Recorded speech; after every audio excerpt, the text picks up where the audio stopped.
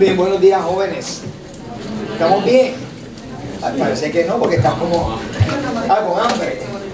Bien, buenos días, jóvenes. Pues quiero primero darle la más cordial bienvenida a Corali, que trabajó con nosotros un tiempo aquí en la universidad y se nos fue. Pero ya la tenemos de regreso, aunque sea como conferenciante.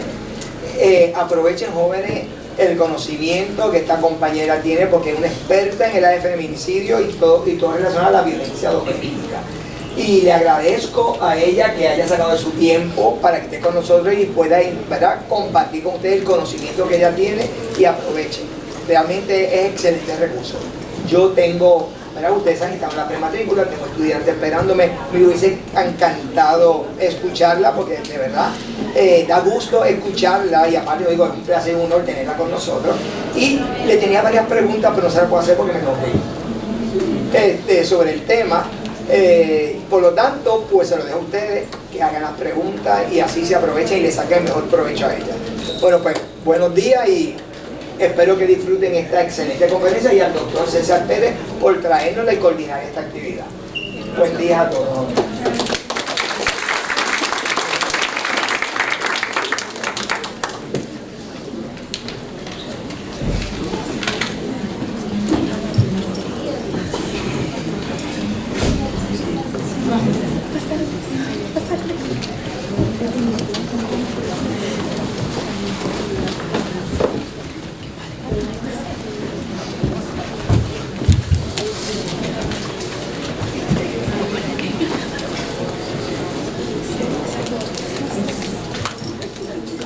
Buenos días a todas y todos.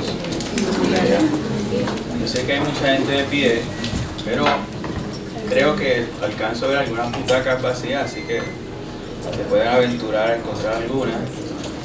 Si no, pues bueno, nada, hacer piña como mejor se pueda. Al igual que el profesor Martínez, les agradezco por su presencia. A mis estudiantes de mis cursos, al final de la actividad, en las mesas de afuera del pasillo van a tener la oportunidad de registrar su asistencia. ¿Está bien?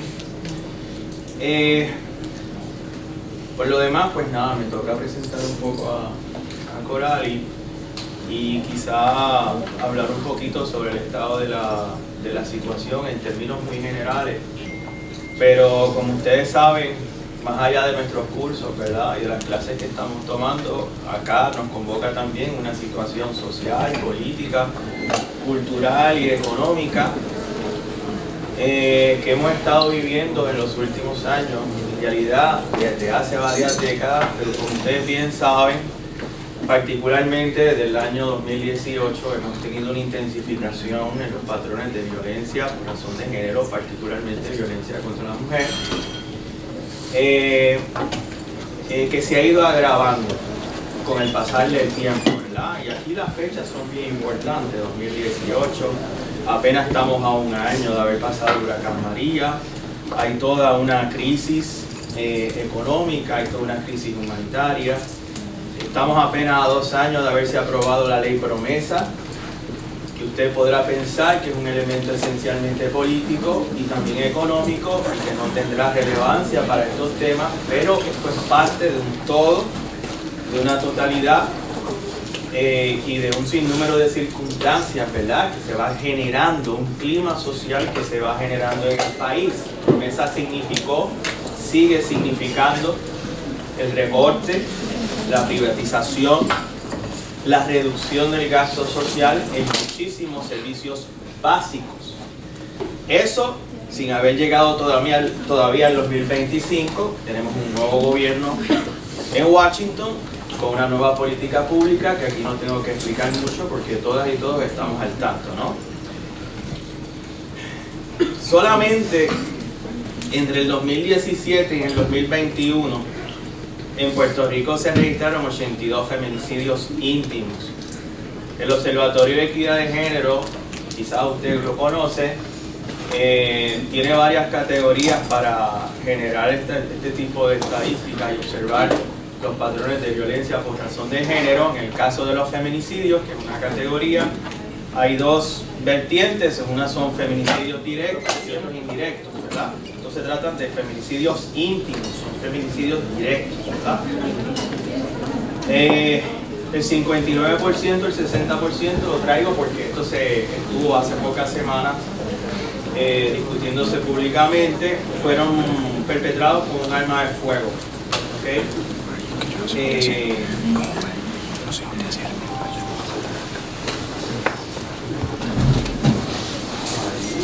Hace apenas algunas semanas, durante el pasado mes de enero, el mismo Observatorio de Equidad de Género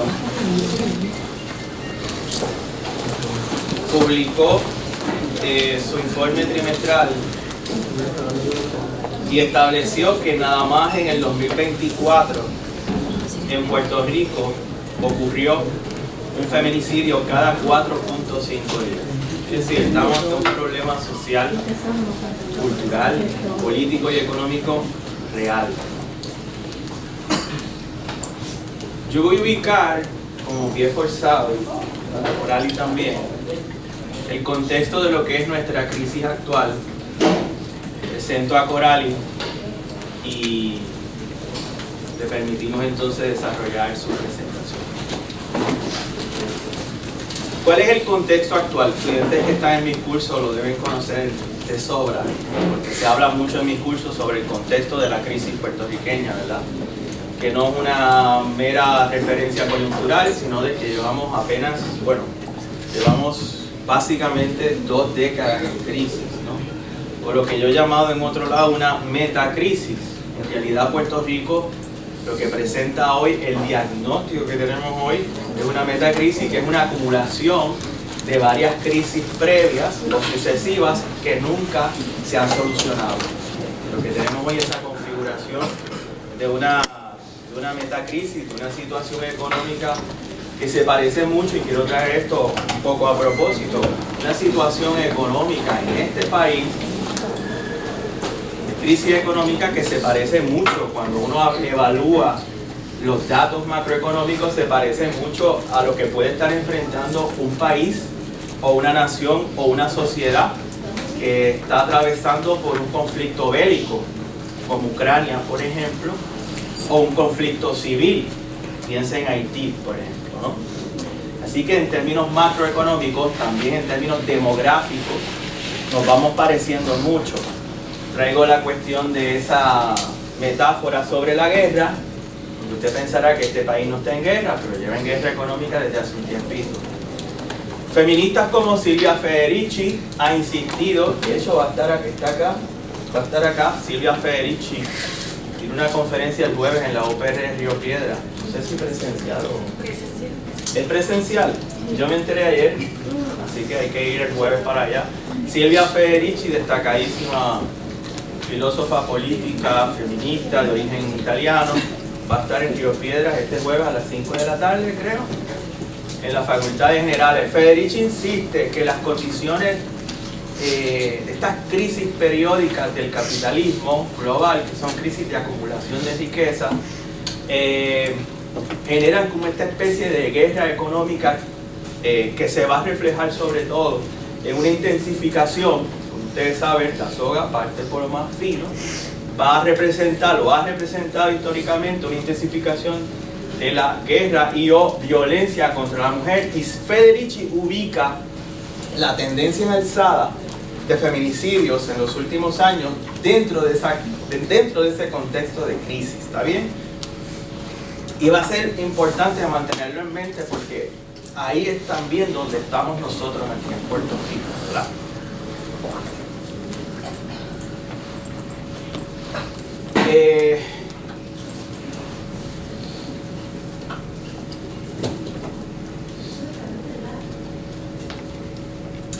El que tengamos esta conferencia hoy no es necesariamente casual. Estamos en marzo, 4 de marzo. Hace apenas unos días, el 1 de marzo, se conmemoró lo que se conoce que fue el ataque al Congreso de Estados Unidos, que llevaron a cabo 4 nacionalistas en 1954, liderado por una mujer, Lolita Lebrón, Y apenas estamos a 4 días del 8 de marzo, que por ahí le han llamado el 8M, no es ningún 8M, es el Día Internacional de la Mujer Trabajadora. Así que estamos como ubicados entre medio de esa figura que fue Lolita Lebrón y el Día Internacional de la Mujer Trabajadora. Así que me parece apropiado, ¿no?, estar en el medio. Día Internacional de la Mujer Trabajadora, que fundó otra destacadísima mujer que se llamaba Clara Zetkin, de origen alemán, que estuvo muy presente en todas las reformas sociales, culturales y políticas de la recién formada Unión Soviética de 1917 en adelante.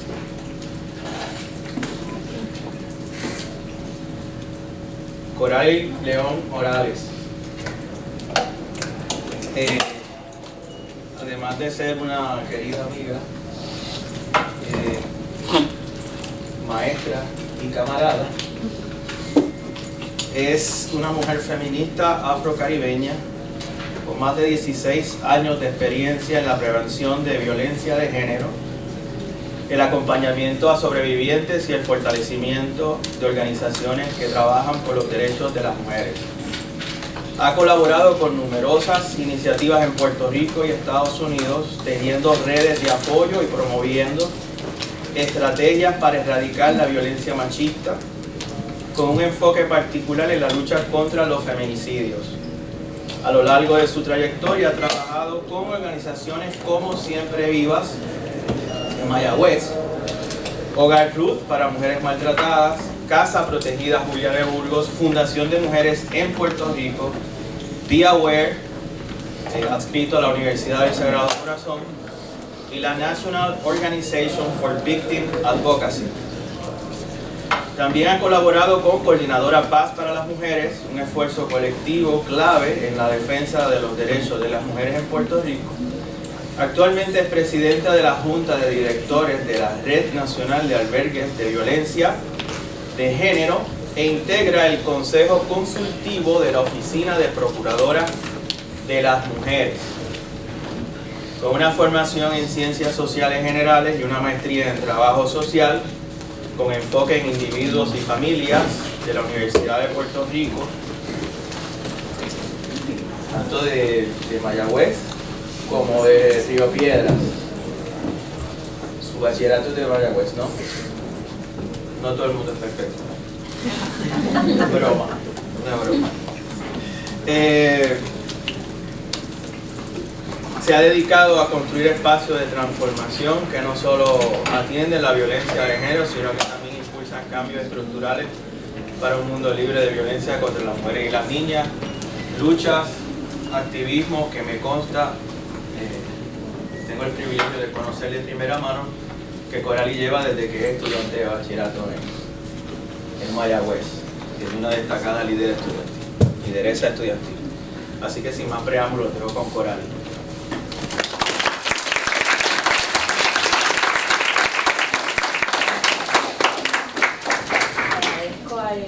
Doctor César Pérez por la introducción y por la invitación que me hiciera hoy a estar aquí con ustedes. La Universidad de Puerto Rico en Carolina es mi tercera casa de la UPR. Soy sangre verde, pero estuve aquí trabajando por 3 años y medio como coordinadora del proyecto Construyendo Equidad entre Géneros, que está aquí Amanda, que es parte del equipo y es la directora del programa. Me enorgullece mucho volver como invitada a este espacio y también saber que el programa continúa haciendo una labor que es bien importante. Así que agradecida de estar aquí y agradecida también del Dr. Pérez y de todas las personas involucradas para poder hacer esta actividad una realidad. Y vamos a hablar de un tema que para mí es bien importante y es tan personal como político. Y cuando yo hablo de política, no hablo de política partidista. Lo que hacemos, nuestro quehacer social también es político. Impacta la vida de la gente. Así que cuando hablamos de los feminicidios y cuando hablamos de la violencia contra las mujeres, estamos hablando de un elemento, de un asunto que es inherentemente político.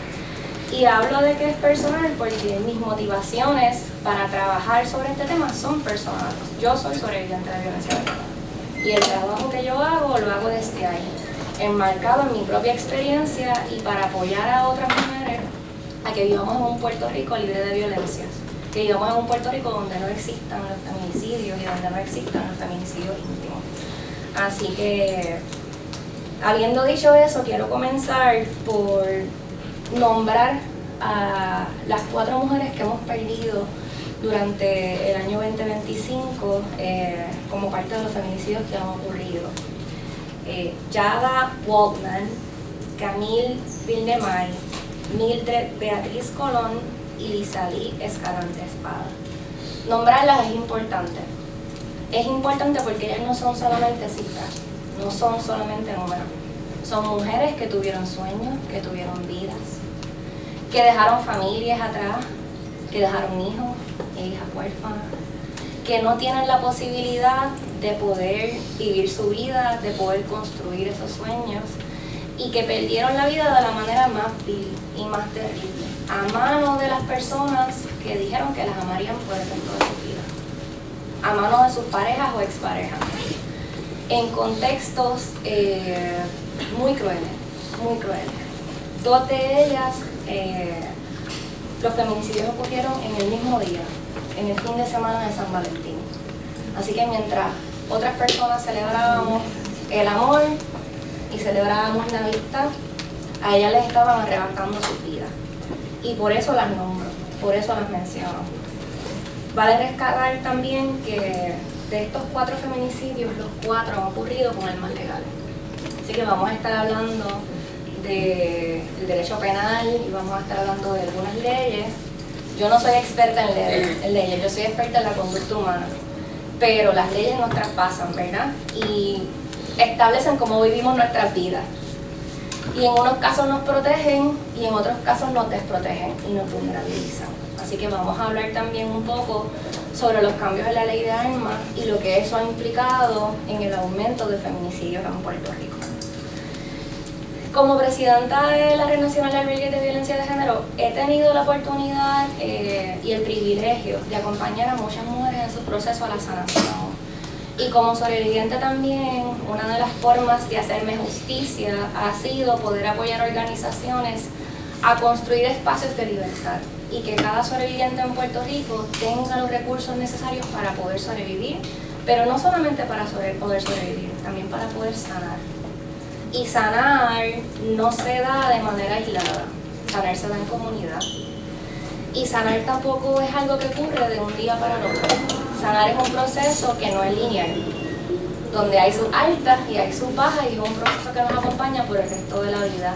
Así que en Puerto Rico una de las cosas que estamos haciendo, que llevamos décadas haciendo, pero que dentro de las circunstancias y el contexto actual que vivimos, que mencionaba el doctor Pérez, una de las cosas que estamos haciendo es sosteniendo y abogando, luchando porque se garanticen que los recursos que son necesarios para proteger la vida de víctimas de violencia de género estén en Puerto Rico. Como saben, ha habido cambios en las políticas públicas que tanto aquí localmente como a nivel federal que impactan el trabajo que hacen muchas organizaciones que se encargan de apoyar y proteger a víctimas y sobrevivientes en Puerto Rico.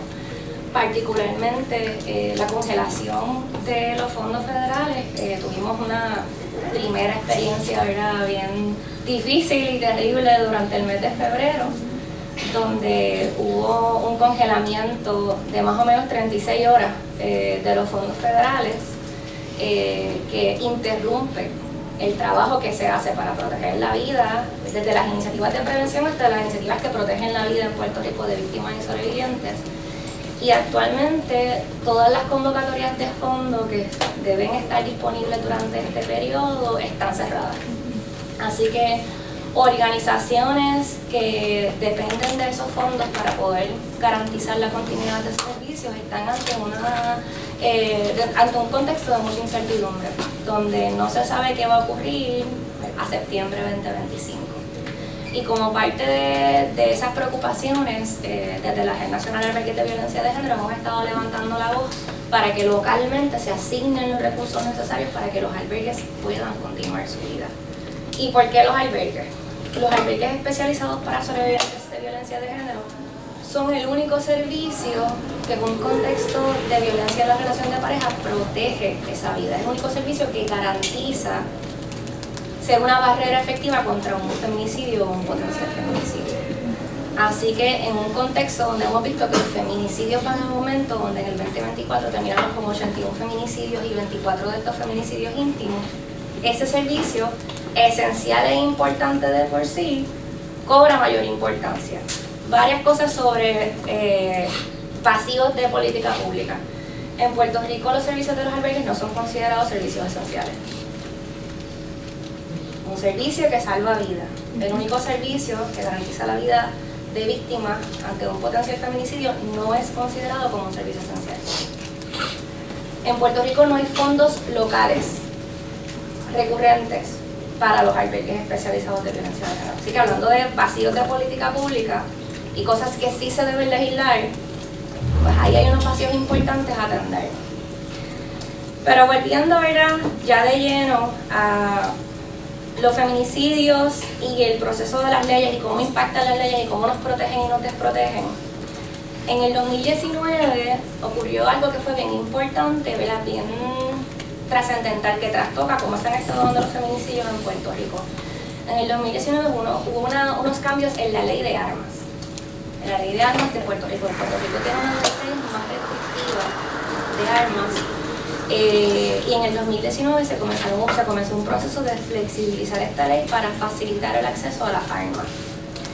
Dentro de ese proceso de flexibilización, una de las cosas que se eliminaron fue el requisito de las entrevistas a la comunidad. Antes, cuando una persona solicitaba tener una licencia de armas, un investigador o una investigadora iba a la comunidad, visitaba a sus vecinos, a sus vecinas, podía entrevistar a su pareja o expareja, podía ir al trabajo de esta persona y hacer una serie de entrevistas para explorar cuál es el carácter, cuál es el temperamento de esta persona y si era seguro que esta persona tuviera acceso a las armas. Ya eso no se hace en Puerto Rico. Ese proceso dejó de existir desde el 2019. Y tengo las estadísticas por aquí porque no quiero que se me olviden. Desde el 2019 el uso de armas de fuego en los feminicidios aumentó un 59%. Así que es producto, ese aumento en feminicidios con armas de fuego legales, es producto directo de esa flexibilización en la ley de armas. Y en el 2025, como les mencioné al principio, el 100% de los feminicidios han ocurrido con armas legales. Así que vemos cómo el cambio en una ley, en este caso la ley de armas, nos desprotege. Y particularmente desprotege a mujeres en el contexto de su relación de pareja. Para nosotras esto no era muy difícil de prever con el cambio de la ley. Hay estudios viejos que ya establecían que cuando hay un arma en un hogar, el potencial de letalidad aumenta. No solamente en una disputa de una relación de pareja, pero incluso para los hijos y las hijas. Porque puede tomar el arma y pensar que es un juguete y disparar. Hemos visto casos como esto en la prensa. O la posibilidad de suicidio también aumenta porque está más accesible el arma.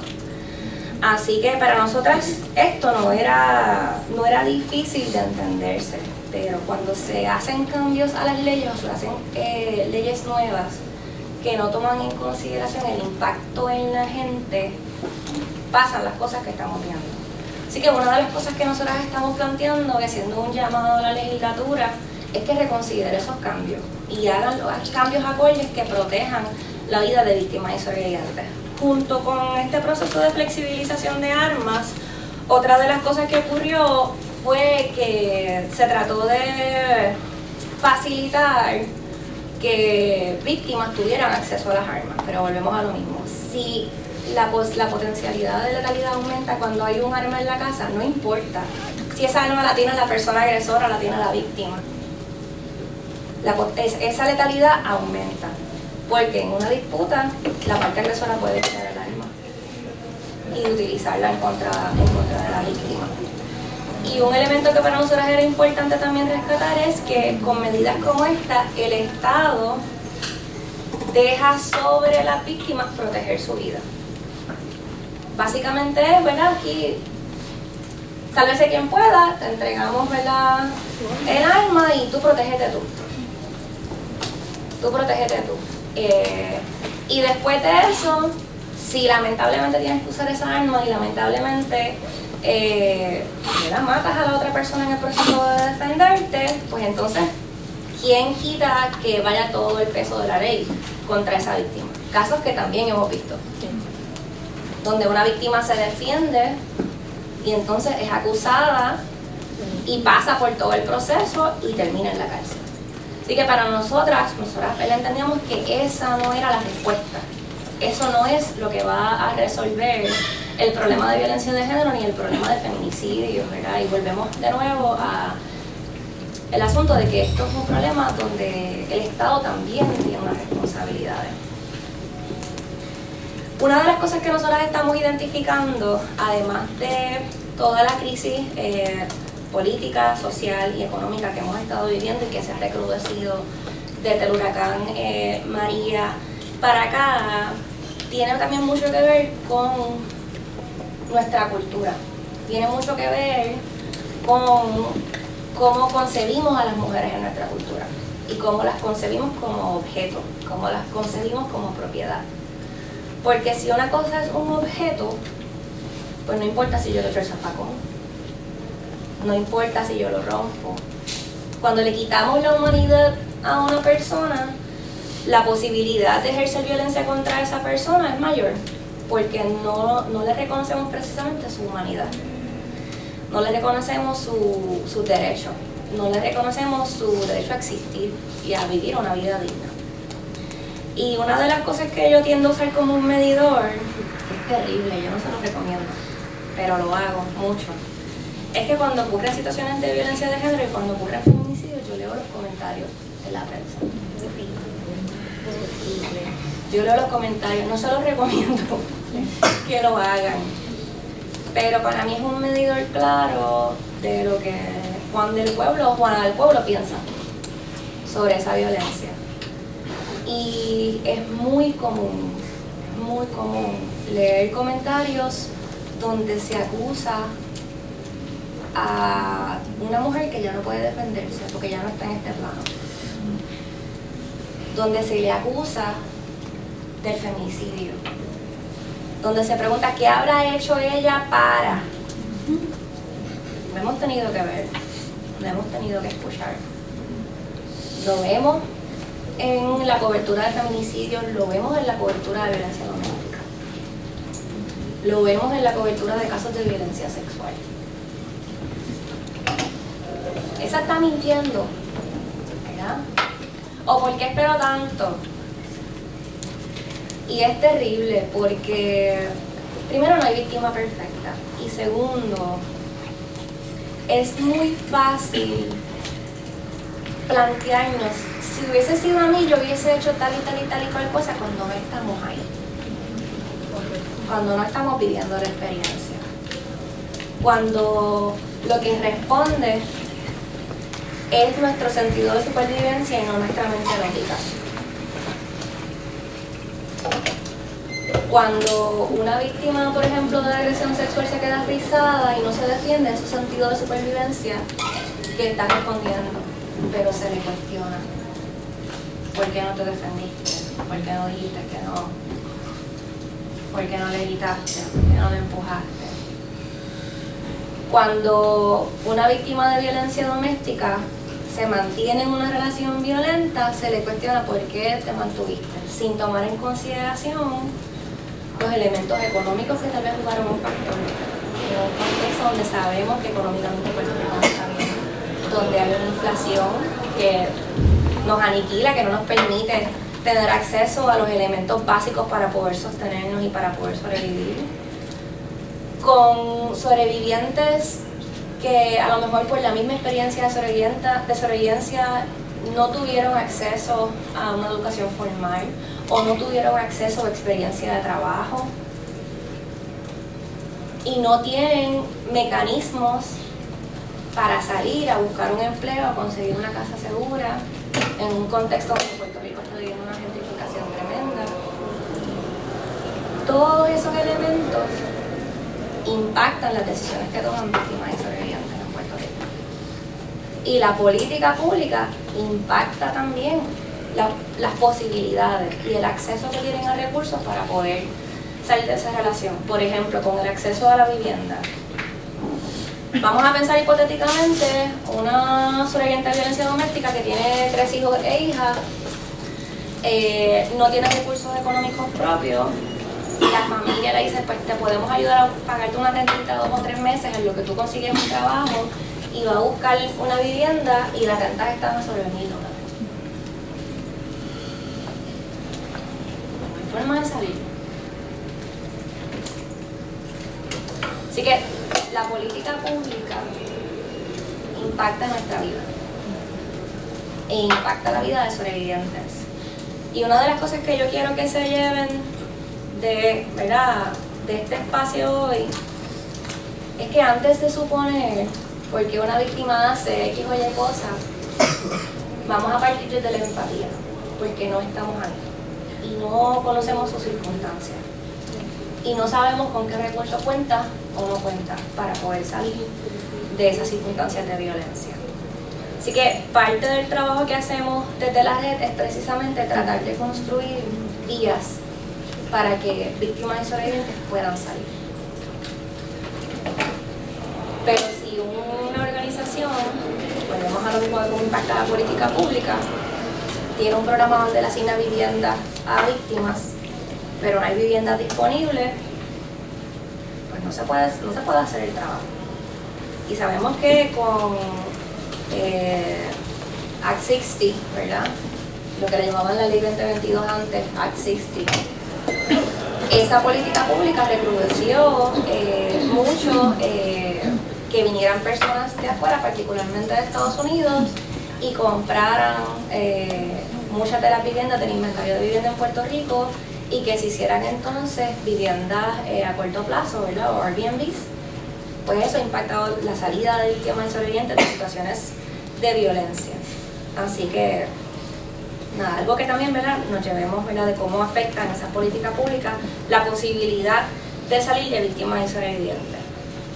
Hay varios elementos que a nosotras en el trabajo que hacemos nos preocupan sobre los feminicidios y que impactan directamente la respuesta y la prevención que podamos hacer para poder minimizar los feminicidios. Y el doctor Pérez mencionó que en el último estudio del Observatorio de Equidad de Género identificaron que en Puerto Rico matan cada 4.5 días a una mujer.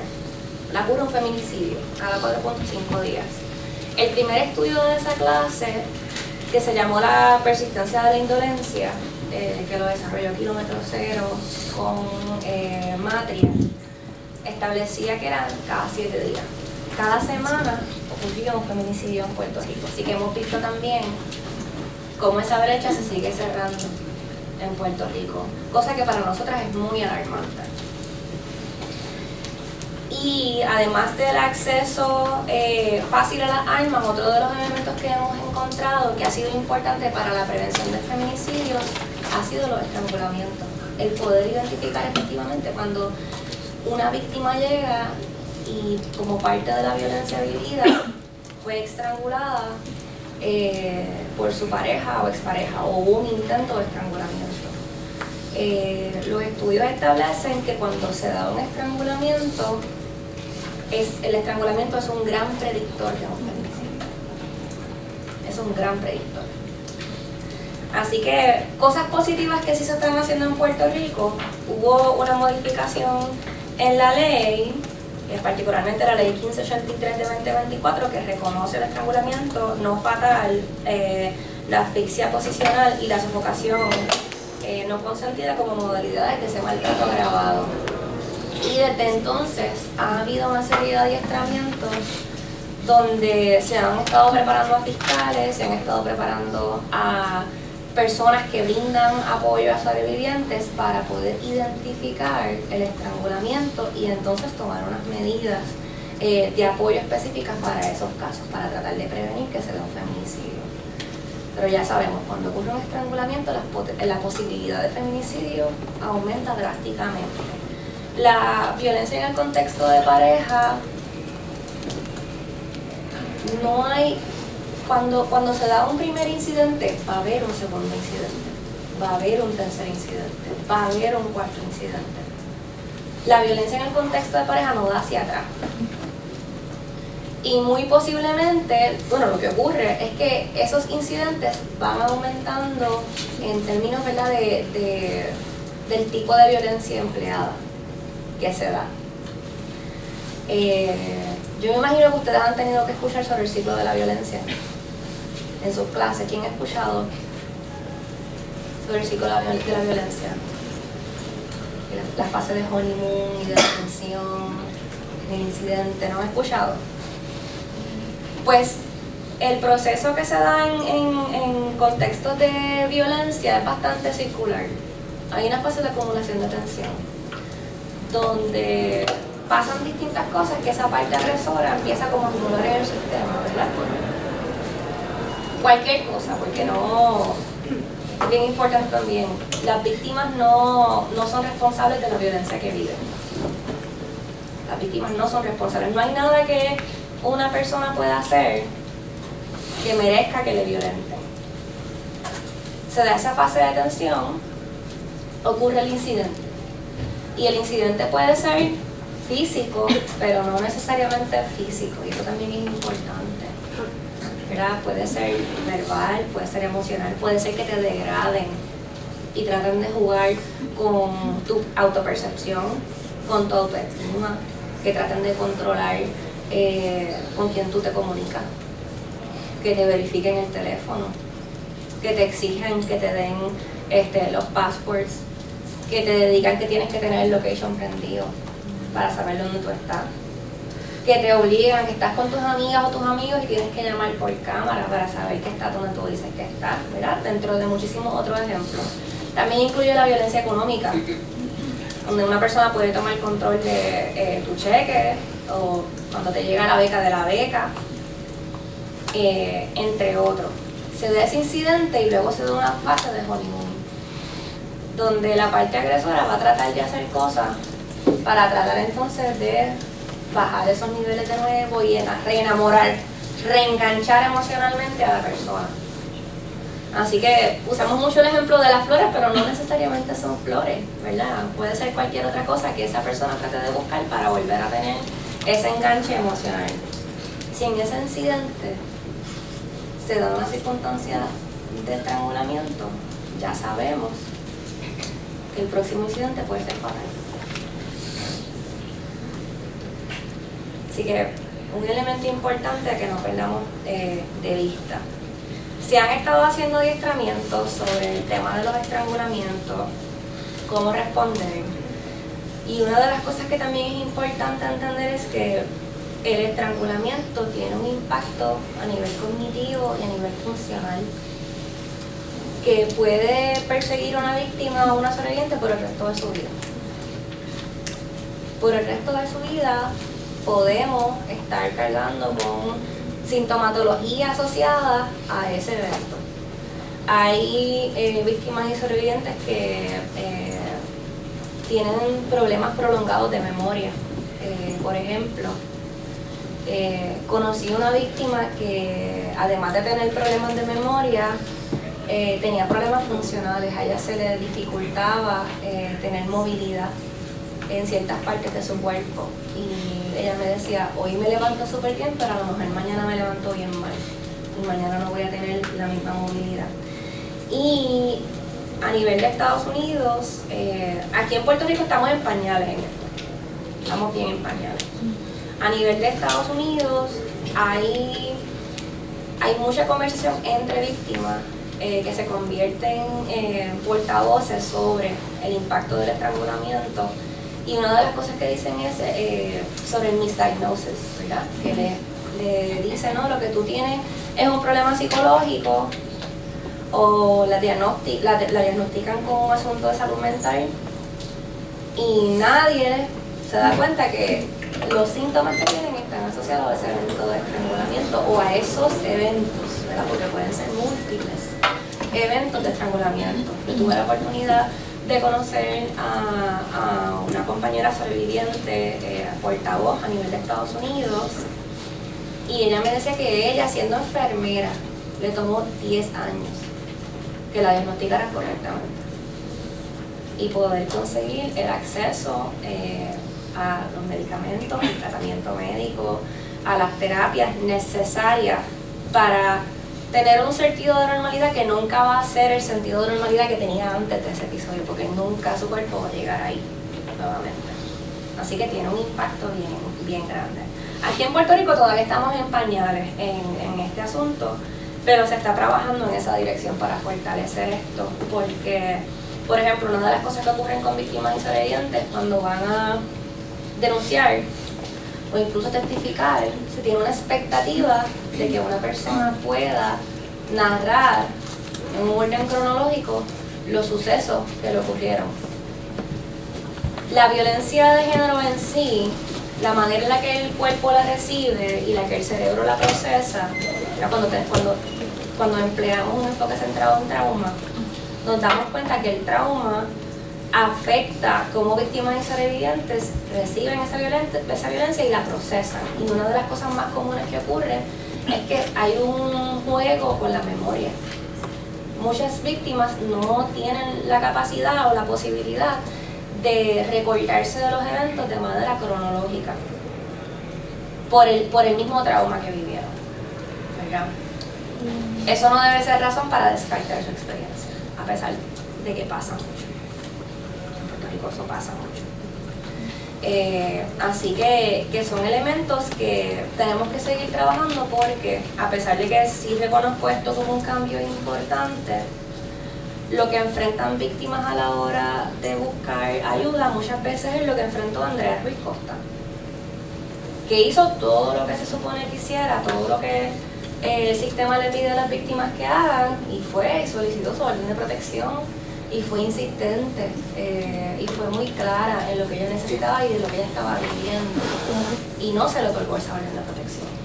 Y como resultado directo de eso, ¿verdad?, ocurrió el feminicidio, y fue uno de los feminicidios más visibilizados precisamente porque ella hizo todo lo que se le pide a una víctima que haga. Así que, ¿dónde están los desfases? Hay un desfase para prevenir los feminicidios en Puerto Rico, hay un desfase dentro de las agencias que responden. Y hay un desfase que es muy grande. Y si es intencional o no, yo no sé, pero se apuesta al desgaste. Lo que termina ocurriendo con víctimas y sobrevivientes es que hay una apuesta al desgaste. Este año nosotros empezamos un proceso con uno de los albergues donde ellas empezaron a documentar, por ejemplo, todas las veces que una víctima era entrevistada. Todos los procesos por los que tenía que pasar una víctima para tener su orden de protección. En ese caso iba a darse un proceso criminal, pues para que ese proceso ocurriera, etcétera, etcétera. Ese caso, que todavía está activo, tuvo más de 35 entrevistas la última vez que contamos. Y estamos hablando de procesos que toman todo un día. Cuando ocurre el incidente, lo que regularmente está una víctima entre la policía y el tribunal pueden ser 8, pueden ser 10, pueden ser 12, pueden ser 15 horas. Entre ir al cuartel, después ir al tribunal, es entrevistada por policía. Si en ese cuartel no hay nadie de la División de Violencia de Género, es entrevistada por la persona de la División de Violencia de Género, va al cuartel, tiene que ser entrevistada por fiscalía, tiene que entonces también presentarse frente al juez 35 veces. Pues hay un desfase, porque eso no hace la justicia accesible, no hace que mecanismos como las órdenes de protección sean accesibles. Y una de las cosas que nosotros estamos solicitando es que todas estas partes de este muñequito, ¿verdad?, este gran rompecabezas, la respuesta de víctimas y sobrevivientes, se sienten a la mesa y hagan un análisis crítico de sus procesos e identifiquen en dónde estamos duplicando. Esta entrevista es necesaria aquí y aquí, o podemos hacer una entrevista conjunta para facilitar ese proceso. Porque si sabemos que en este día no se va a ver, no vamos a terminar el proceso del tribunal porque hay que esperar a las 10, 11, 12 de la noche para tratar de movilizar a esa víctima a un albergue, cuando ya sabemos que ese proceso no va a culminar ese día y podemos coordinar ese proceso antes con el albergue que le vaya a recibir, ¿verdad? Que haya una mirada crítica que permita entonces ajustar esa respuesta y sobre todo que haya también un adiestramiento sobre el enfoque centrado en trauma, porque se pierde de perspectiva, se trata a víctimas como si tuvieran que pasar por un proceso de interrogatorio. Imagínese usted que le choca su carro y usted va al tribunal, va al cuartel y le tratan como si fuera sospechosa o sospechoso de usted mismo chocarse. Es ridículo, ¿verdad? Cuando usted dice me chocaron, pues el guardia va y muy amablemente le va a tratar de ayudar y van a hacer la querella y van a comenzar el proceso. Pero lo que pasa a muchas víctimas es que se les trata como sospechosas en el proceso. Entonces se cuestiona cómo se ve, si le están entrevistando y se ríe, pues eso no es cierto. Cuando no tomamos en consideración que como parte de esa respuesta neurológica, esa puede ser una manera de canalizar en ese momento. De hecho, muchas víctimas no tienen mucho control de esa respuesta. Cuando ustedes están nerviosos y nerviosas, a veces se ríen, ¿verdad? A veces les pasa, pero eso no significa que les dé gracia lo que está pasando. Pues eso, multiplícanlo por 10. Eso es lo que viven víctimas y sobrevivientes. Así que es parte de los retos actuales para poder prevenir los feminicidios. ¿Qué otro elemento es importante para nosotras? En Puerto Rico llevamos mucho tiempo sin campañas de prevención. En Puerto Rico no se invierte en la prevención. No se asignan recursos la mayor parte del tiempo para prevención. Ustedes, ¿verdad? Aquí tienen el programa que se encarga de hacer ese trabajo. En muchas universidades ese programa no existe. Y en muchos espacios y en muchas comunidades no hay el acceso a la información y no hay los espacios para poder educar sobre el tema. Así que tenemos personas, les voy a hacer una pregunta, vamos a hacer un ejercicio. ¿Quiénes aquí saben qué es una intercesora o un intercesor legal?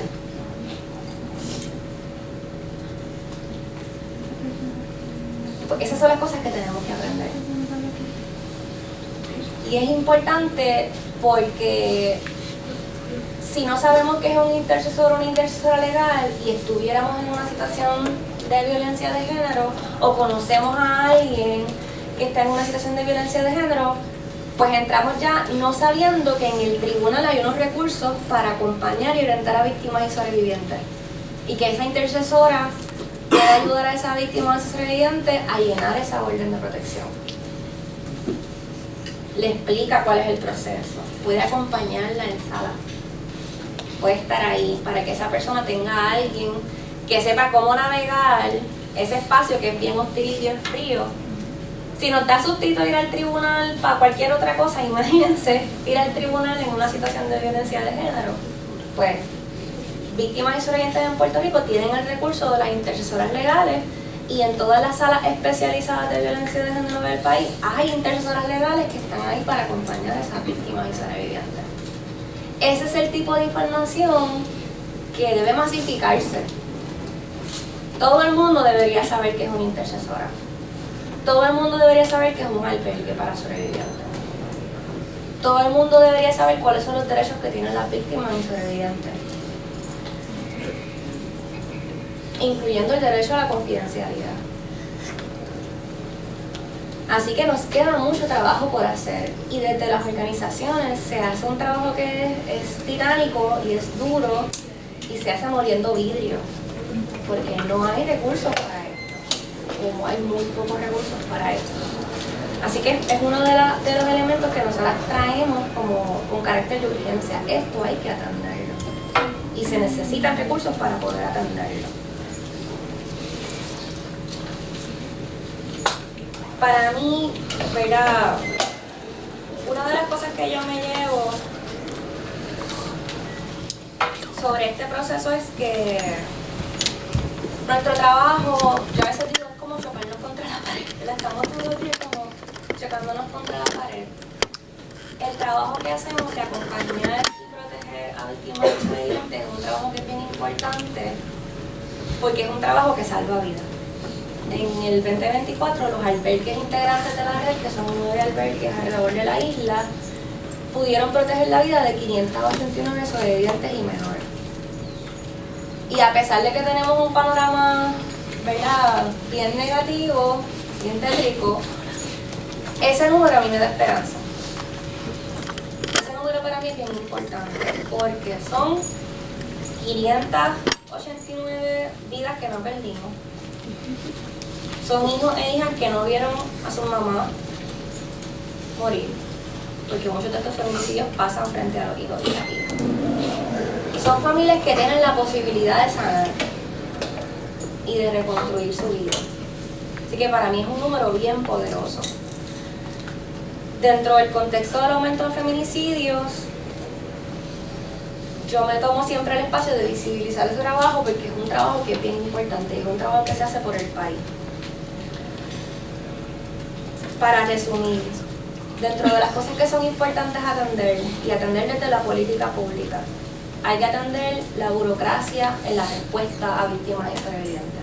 Hay que dar una mirada crítica a la respuesta de las agencias de gobierno, del Estado, cuando intervienen en situaciones de violencia de género porque nos está costando la vida.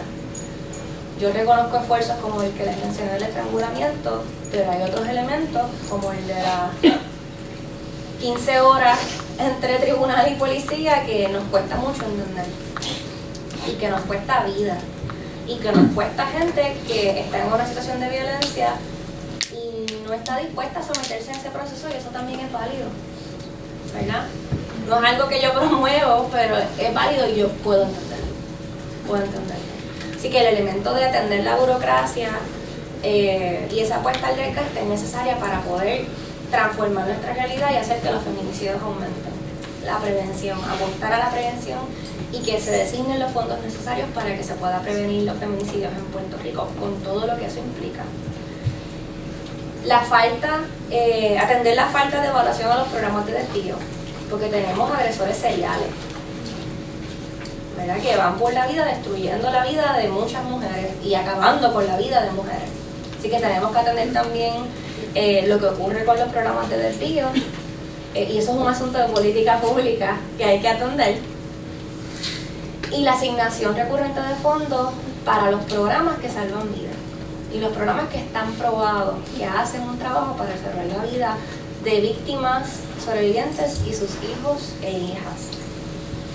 Así que ustedes son de justicia criminal, la mayoría, ¿verdad que sí? ¿Cuántos y cuántas son de justicia criminal? Ustedes en su futuro van a estar en muchos de estos espacios. A lo mejor algunos y algunos deciden ser abogados y abogadas. A lo mejor otros y otras me acompañan y son trabajadoras y trabajadores sociales. A lo mejor en algún momento alguno tenga alguna aspiración política, ¿verdad? Y decida estar entonces desde la legislatura o desde una alcaldía o desde algún otro espacio. Esto es importante. Esto es importante y es importante que cuando hagamos política pública, no hagamos esa política pública en un vacío, porque trastoca la vida de la gente.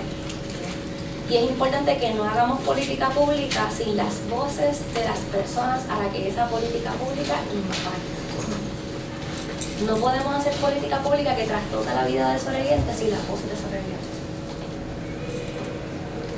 Yo les agradezco a ustedes por estar aquí, por presenciar, por personarse, y les pido que dentro de la reflexión que se lleven hoy, se lleven que ustedes desde sus escenarios en el futuro pueden ser parte de la solución. Ustedes pueden ayudarnos a transformar esta realidad. Y empezamos con sensibilizarnos, con establecer esa empatía y con buscar transformar nuestros pequeños munditos, que son tan pequeñitos como nuestro grupo de amistades o nuestra familia.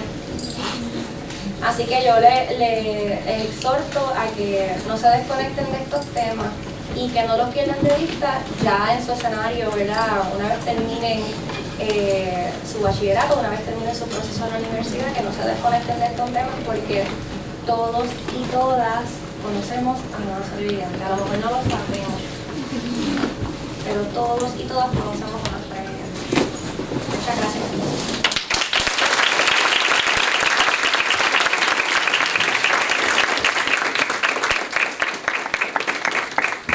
Gracias, Corali. Creo que tenemos algunos minutos para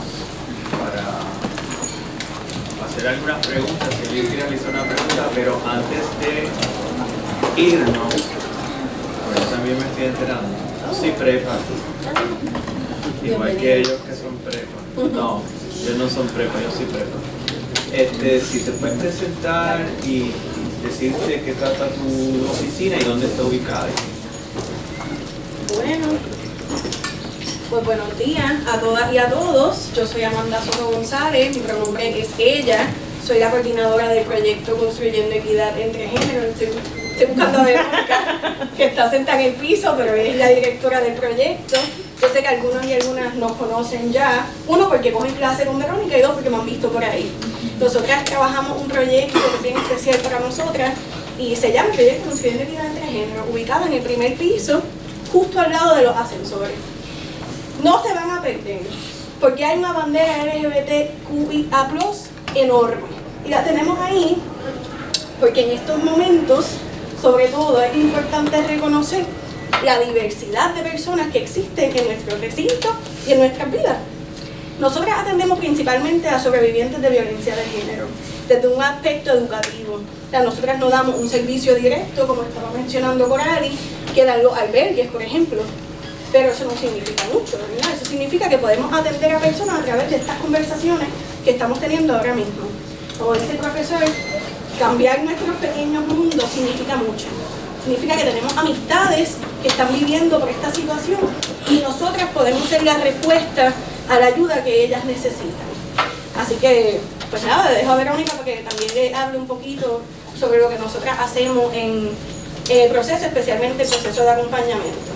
Hola, yo soy Verónica, mi pronombre es ella.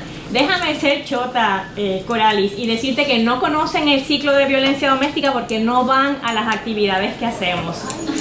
Hacemos muchas actividades, el SEC por lo menos hace 3 charlas al cuatrimestre y hemos tenido charlas con 5 estudiantes, casi siempre míos porque los bonifico por asistir. Así que nada, la invitación es asistan a nuestras actividades, están especialmente diseñadas para ustedes, ¿verdad? Para jóvenes, para que aprendan esto que Corali les está diciendo, porque no solamente sirve para su desarrollo profesional, sino también para su desarrollo personal. Créanme, en este salón, aunque ustedes no lo hayan pensado, yo les aseguro que hay más de una persona que ha sufrido violencia de género y que muchas veces no sabe a dónde ir, qué hacer, con quién hablar. Así que el SEC está para escucharles, para orientarles y, ¿verdad?, para apoyarles siempre de manera confidencial en un espacio seguro. Así que los choteé, pero pues era necesario. Y aprovecho, si uno de ustedes o uno de ustedes es de esas personas que no ha ido a una de las charlas, no se preocupen que van a haber más, pero sobre todo este viernes, 7 de marzo, en conmemoración al Día Internacional de las Mujeres, en plural, trabajadoras, vamos a estar teniendo una marcha saliendo desde el portón principal de aquí de la UPR en Carolina para visibilizar los esfuerzos y la violencia que vivimos las mujeres trabajadoras. Yo siempre hago la pregunta porque a mí me gusta mucho Residente y él tiene una canción que dice que quienes reciben propina porque ya tienen acceso a dar una nalga. Y yo no sé cuántos de ustedes son meseros o meseras, pero esa violencia sexual que se vive en los trabajos y veo a personas que están haciendo así con la cabeza es parte de los reclamos que tenemos las mujeres feministas, las mujeres sobrevivientes y las feministas. Sobre todo en este contexto donde existe en Puerto Rico un subsalario. Quienes son meseras o meseros saben que a veces cobramos 2 pesos con 13 chavos. Y yo no sé ustedes, pero 2 pesos con 13 chavos se me va en como medio sándwich de la cafetería. Ni eso. Medio, gracias. Gracias por el apoyo. Así que es importante que estos reclamos los sigamos mencionando, especialmente quienes son un poquito más jóvenes y nos queda mucho camino por recorrer. Así que nos pueden acompañar este viernes 7 de marzo en conmemoración del Día Internacional de las Mujeres Trabajadoras a las 11 de la mañana en el portón principal de aquí de la UPR. Y quienes no somos tan jóvenes reclamamos un retiro justo.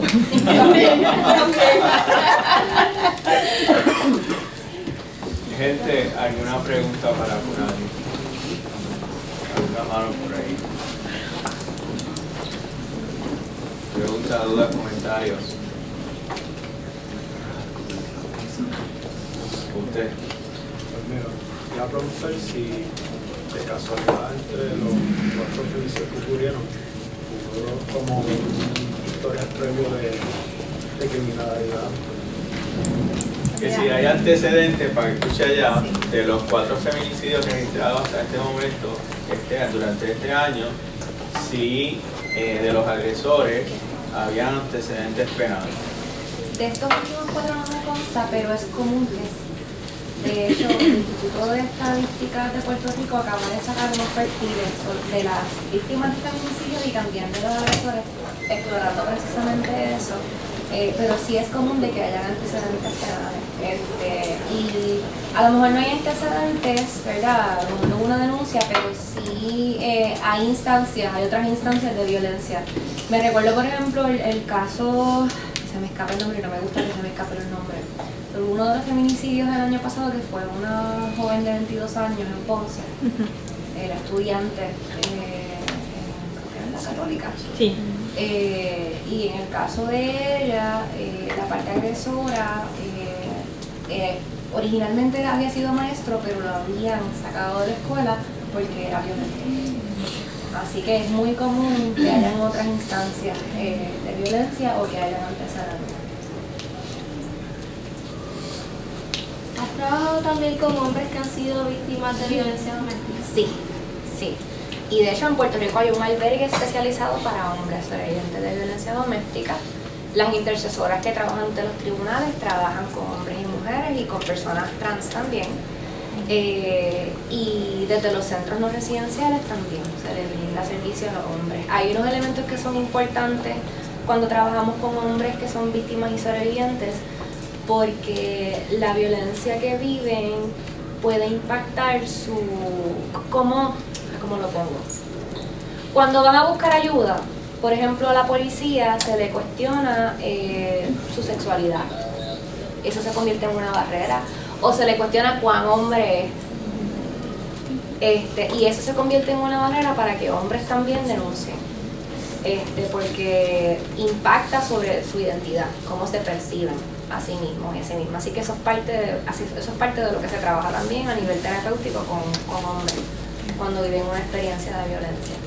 Sí, pero eso es más que nada un factor cultural, ¿no? Sí. Todos sabemos que por tradición boricua, cotidiana, social, somos de esa manera. ¿Qué hace la red en cuanto a hombres y mujeres para romper esos esquemas de estigmatización de género, de capacidad, más que nada en el sistema público político y en la cultura actual de Puerto Rico? Me encanta esa pregunta y definitivamente lo que estaba mencionando es el resultado de del mismo patriarcado en el que vivimos, ¿verdad? De la misma sociedad patriarcal en la que vivimos. En el caso de los albergues como parte de su estrategia de prevención también atienden el tema de socialización por género. Así que trabajan y aquí de hecho el SEC también lo hace. Me recuerdo cuando yo también trabajaba mucho lo que tiene que ver con estereotipos de género. Y cómo entonces se conciben a mujeres y a hombres en sociedad, qué cosas le permitimos y qué cosas no permitimos que mujeres y hombres puedan hacer en sociedad y cómo eso entonces impacta la manera en la que nos relacionamos. Y si tiene todo que ver con un asunto cultural. Corali, y también a nivel de política pública llevamos un montón de cuatrienios de gobiernos peleando, ¿verdad?, los grupos feministas porque se dé una educación con perspectiva de género. La tan mal llamada ideología de género que está atacando fuertemente Trump, ¿verdad?, que ha sido tergiversada y se ha dicho un montón de cosas que no son ciertas, pero nosotros creemos firmemente que educar a nuestros estudiantes en lo que tiene que ver con equidad de género es una estrategia para minimizar y eliminar la violencia de género, que nada tiene que ver con lo que se dice que hace la ideología de género. Y no se ha logrado, o sea, ningún gobierno quiere echar mano a lo que es la ideología, la perspectiva de género, ¿verdad?, por no perder votos del sector conservador de nuestra sociedad. Pero eso sería estupendo y es un trabajo que va a durar muchos años, no se va a instaurar hoy y mañana se va a lograr porque vivimos en una cultura patriarcal, no solo en Puerto Rico, en muchos países del mundo donde sigue existiendo esta desigualdad entre lo que es ser un hombre o una mujer. definitivo. Y ese tipo de trabajo lo que hace es que transforma nuestra sociedad una generación a la vez. ¿Verdad? El trabajo de prevención y el trabajo que implica cambiar las nociones, ¿verdad? De cómo nos vemos, cómo nos percibimos y también romper con esa normalización de la violencia es un trabajo lento. No es un trabajo que empezamos hoy y ya mañana, ¿verdad? Todo cambió. Así que para poder ver los resultados hay que poder empezar a hacerlo. Así que las organizaciones hacen muchos esfuerzos desde sus nichos, ¿verdad? En el caso, por ejemplo, del programa, desde el nicho de la universidad, pero a nivel de país no ha habido una estrategia concertada y no han habido los recursos para que se pueda, ¿verdad?, trabajar de esa manera. Cosa extraña, entre comillas, porque el 53% de la población, de los 3 millones de seres humanos que viven en esta isla, son mujeres, versus el 47% que son hombres. De hecho, en las últimas décadas de censo, un aumento en esa relación entre hombre y mujer. Esa perspectiva social, futuro, ético, política, de transformación.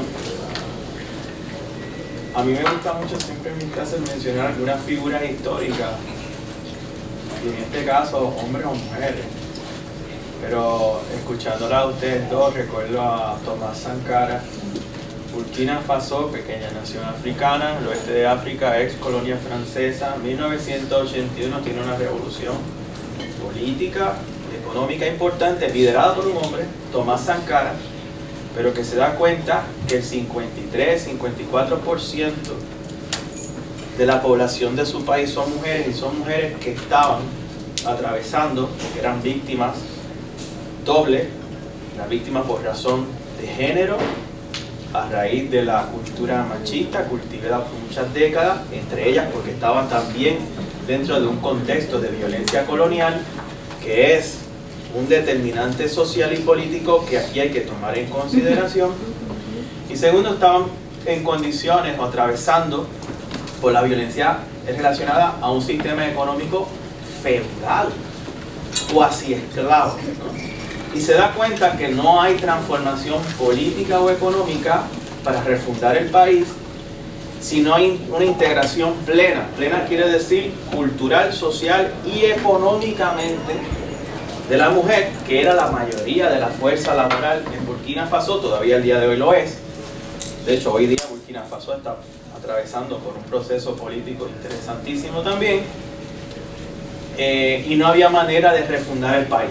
Lamentablemente, Tomás Sankara fue asesinado en 1987, un crimen político, ¿no? Así que hacen falta las dos cosas: esa perspectiva de transformación política profunda, radical, refundación, ¿verdad?, con nuevos sistemas económicos que sean más justos y equitativos, y transformación también cultural, que era lo que decía Sankara. La transformación política y económica por sí sola no es suficiente, hace falta promover también una nueva cultura, un nuevo tipo de relación social. ¿Alguna otra pregunta?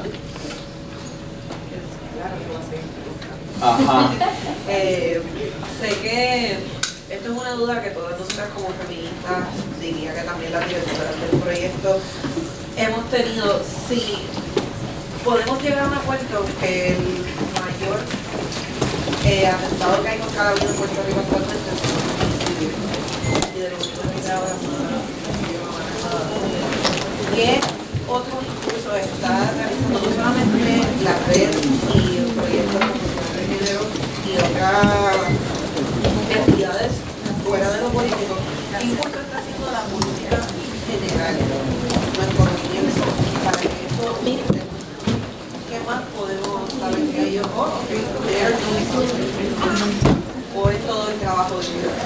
Ahora mismo el trabajo lo están haciendo el tercer sector, ¿verdad?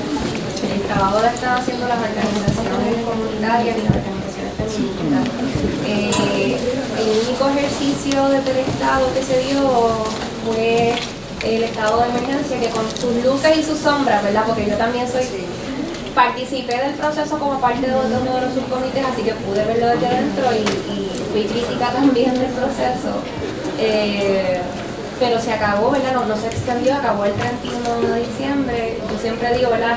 El estado de emergencia acabó, pero la emergencia no ha acabado. La emergencia persiste, continúa. Así que más allá de eso, ahora mismo no ha habido, ¿verdad? un refuerzo, una respuesta.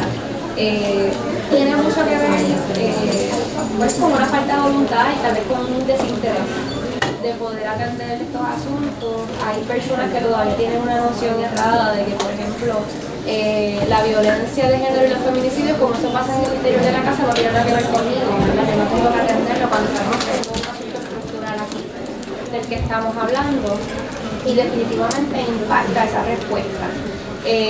Pero ahora mismo lo que se está haciendo lo están haciendo las organizaciones, lo que es también bien fuerte, ¿verdad? Y quiero que lo tengamos en perspectiva, son las organizaciones y los programas quienes están sosteniendo las respuestas de todo un país, de todo un país, a duras penas y sin recursos, porque ahora mismo hay una incertidumbre terrible sobre los recursos económicos que históricamente habían estado, ¿verdad?, disponibles para hacer este trabajo, y localmente no ha habido una respuesta. Nosotros estamos abogando porque si hay un proyecto de ley en el Senado ahora mismo, la resolución conjunta número 11, que este año le otorgaría a los albergues integrantes de la red $1 millón a ser distribuido entre los albergues.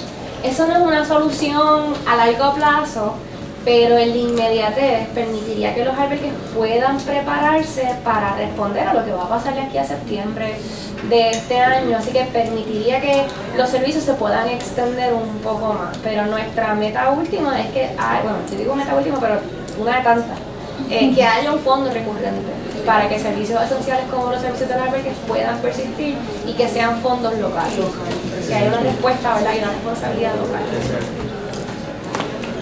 Miren, muchas gracias. Hay que irnos a clases. Corali, mil gracias.